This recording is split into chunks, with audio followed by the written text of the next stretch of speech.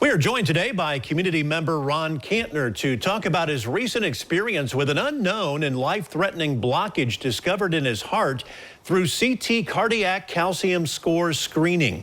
And we're also joined by one of his cardiac doctors, Dr. Mehran Arabpour, who was essential in getting Ron the care that he needed. So first of all, Ron, I understand that you live a pretty healthy lifestyle by trying to eat right and making time for exercise, but what made you decide to get this screening in the first place that eventually led to your diagnosis?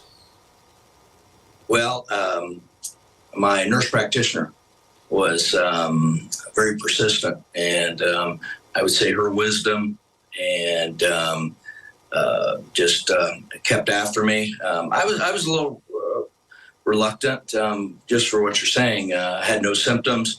I was able to exercise 3 days a week, running, and so I felt like I'm fine. There's no way I have anything going on. But my nurse practitioner was Mehran Arabpour, my primary care provider. She said, I just have this feeling that something's not right. Your blood pressure's been kind of up and down, and she was very on it. She said, look, you've had the stress test, but I'm not crazy about the results.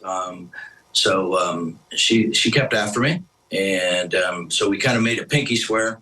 I said, okay, I'll do this new CT calcium test.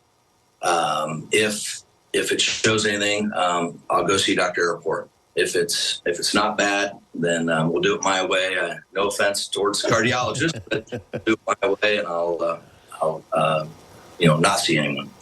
So, Dr. Arabpour, I understand that this screening is used to detect the plaque buildup that can take place in the arteries. Can you tell us what this screening detected and how the next steps for Ron were later determined? Sure. For the most part, when we are looking to find blockages in the arteries, we can look at patients. I like to divide them into three categories. Those that are asymptomatic and they're just looking to see what their risk is for having coronary artery disease.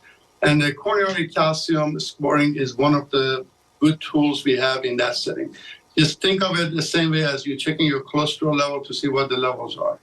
And then if the individual then has high likelihood of having a coronary artery disease or the calcium score come back abnormal, the second test would be something like the stress test, which would assess to see if the heart muscle is getting enough blood flow to it. And ultimately, if that fails to resolve the issue and you still have the suspicion that there is a problem, the ultimate test would be a cardiac catheterization to look at the arteries. So, anytime plaque buildup in the arteries starts to develop, there is a certain degree of a calcium content that goes along with it. So we technically think of it as higher degree of a calcium just means a higher degree of a plaque burden in the arteries. Doesn't always mean that the artery has blockages that requires a cardiac cath, a stent, or a bypass, but nevertheless, it raises the clinical suspicion that the individual has significant blockages.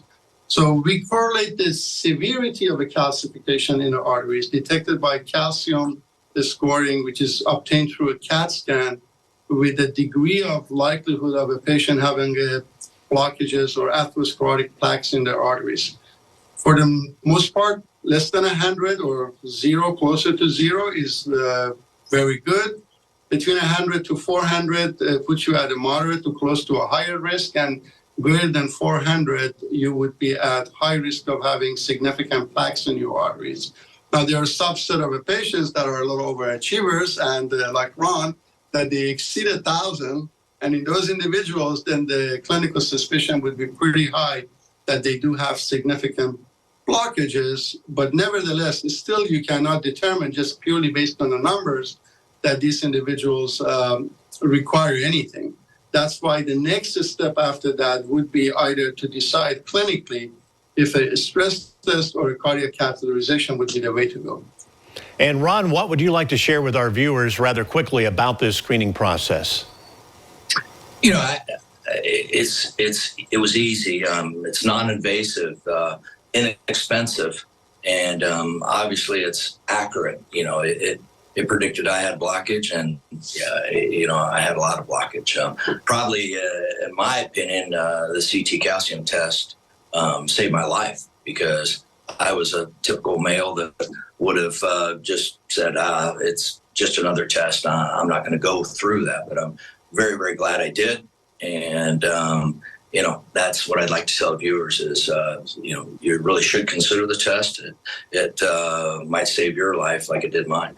And if you would like to have one of these tests done, you can schedule your CT cardiac calcium test with the Lima Memorial Radiology Department by calling the number on your screen. Thank you so much, guys, for your time, and we're back with more right after this.